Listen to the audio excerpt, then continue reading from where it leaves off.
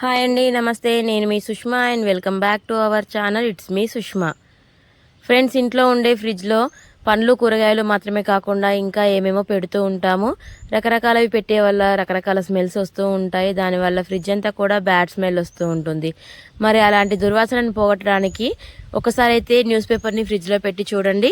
ఇలా న్యూస్ పేపర్ని ఫ్రిడ్జ్లో పెడితే గనక మీ ఫ్రిడ్జ్లో వచ్చే స్మెల్ అంతా కూడా పోతుందండి. మరి అంతేకాకుండా ఫ్రిడ్జ్లో ఉండే స్మెల్ని పోగొట్టడానికి మరో 4 చక్కని చిట్కాలను కూడా చూపించబోతున్నాను.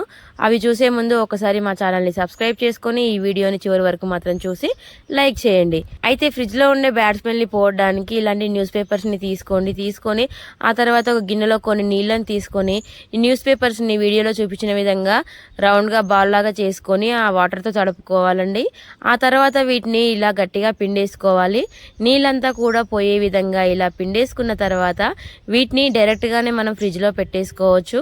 లేదంటే ఒక ప్లేట్లో కానీ బౌల్లో కానీ పెట్టుకొని వాటిని ఫ్రిడ్జ్లో పెట్టుకున్నామనుకోండి, ఫ్రిడ్జ్లో ఉండే బ్యాడ్ స్మెల్ని ఈ పేపర్ అనేది పీల్చేసుకుంటుంది. దానివల్ల మన ఫ్రిడ్జ్ అనేది చెడు వాసన రాకుండా ఉంటుందండి. ఇలా వీటిని పెట్టిన తర్వాత 2-3 రోజులకు ఒకసారి కానీ వీటిని మార్చుకుంటూ ఉంటే ఫ్రిడ్జ్లో ఉండే స్మెల్ అంతా కూడా ఇవి పీల్చుకుంటాయి. కాబట్టి ఫ్రిడ్జ్ ఎప్పుడు కూడా చెడు వాసన రాకుండా చక్కని వాసనతో ఉంటుంది. అంతేకాకుండా మన ఫ్రిడ్జ్ మాయిశ్చర్ ఎక్కువగా ఉందనుకోండి, ఇలా తడిగా చేసిన న్యూస్ పేపర్స్ కాకుండా పొడిగా ఉన్న పేపర్స్ పెట్టుకోవాలండి. అంటే ఫ్రిడ్జ్లో మాయిశ్చర్ ఉండి గోడలకంతా తడిగా అనిపించింది అనుకోండి, అలాంటప్పుడు ఇలా పేపర్స్ని తడపకుండా డైరెక్ట్గా ఇలా రౌండ్గా బాల్ చేసుకొని ఫ్రిడ్జ్లో పెట్టేసుకోండి. ఏ పేపర్ అయినా పెట్టుకోవచ్చు అండి. న్యూస్ పేపరే కాకుండా టిష్యూ పేపర్స్ కూడా యూజ్ చేయొచ్చు. లేదంటే మనకు నార్మల్గా నోట్బుక్స్లో పేపర్స్ ఉంటాయి కదండి, వాటిని కూడా పెట్టుకోవచ్చండి. ఈ చిట్కా చాలా బాగా ఉపయోగపడుతుందండి. ఇలా కింద బాస్కెట్లో మనం ఎక్కువగా కూరగాయలు పెడుతూ ఉంటాం కాబట్టి ఇలాంటి పేపర్స్ మనం పెట్టుకుంటే కనుక బ్యాడ్ స్మెల్ రాకుండా ఉంటుందండి. ఇంకా మరో విధమైన చిట్కా ఏంటంటే, ఇంట్లో నిమ్మకాయలు ఉన్నాయనుకోండి, వాటిని ఈ విధంగా సగానికి కట్ చేసుకోవాలి. ఇలా కట్ చేసుకున్న తర్వాత కొన్ని లవంగాలను తీసుకొని ఈ లవంగాలని వాటి కాడలు ఉంటాయి కదండి, వాటిని ఈ విధంగా నిమ్మకాయల్లోనికి కుచ్చేయాలండి. అంటే లవంగాలను ఈ విధంగా వీడియోలో చూపించినట్టుగా నిమ్మకాయలకు పెట్టుకొని ఆ తర్వాత ఈ నిమ్మకాయ ముక్కలని ఫ్రిడ్జ్లో డోర్కి కానీ ఈ విధంగా సెల్ఫ్లో కానీ పెట్టుకున్నామనుకోండి, ఫ్రిడ్జ్లో ఉండే బ్యాడ్ స్మెల్ని ఈ నిమ్మకాయలు పీల్చేసుకుంటాయి. ఇలా చేస్తే కనుక ఫ్రిడ్జ్లో ఉండే బ్యాడ్ స్మెల్ పోతుందండి.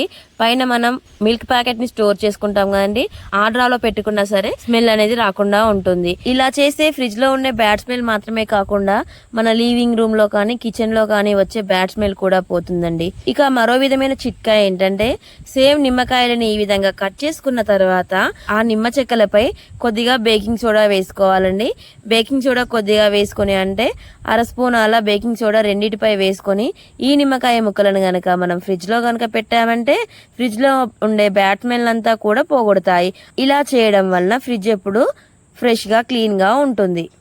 ఇంకా చివరిగా మరో మంచి చిట్కా ఏంటంటే, ఒక ఉల్లిపాయని తీసుకొని దాన్ని ఈ విధంగా 2 ముక్కలుగా కట్ చేసుకోవాలండి. ఇలా కట్ చేసుకున్న తర్వాత ఈ ఉల్లిపాయ ముక్కలని మనం ఫ్రిడ్జ్లో కనుక పెట్టుకున్నామనుకోండి, ఫ్రిడ్జ్లో డోర్కి కానీ ఫ్రిడ్జ్ లోపల సెల్ఫ్లో కానీ పెట్టుకున్నామనుకోండి, ఫ్రిడ్జ్లో ఉండే బ్యాడ్ స్మెల్ మాత్రమే పోదండి. ఇంకా అంతేకాకుండా ఫ్రిడ్జ్లో ఇలా ఉల్లిపాయ ముక్కలను పెట్టడం వల్ల ఫ్రిడ్జ్లో ఉండే బ్యాక్టీరియా, ఫంగస్ లాంటి వాటిని కూడా ఉల్లిపాయలు అనేటివి అబ్జర్వ్ చేస్తాయి. దానివల్ల ఫ్రిడ్జ్ ఎప్పుడు ఫ్రెష్గా ఉంటుందండి.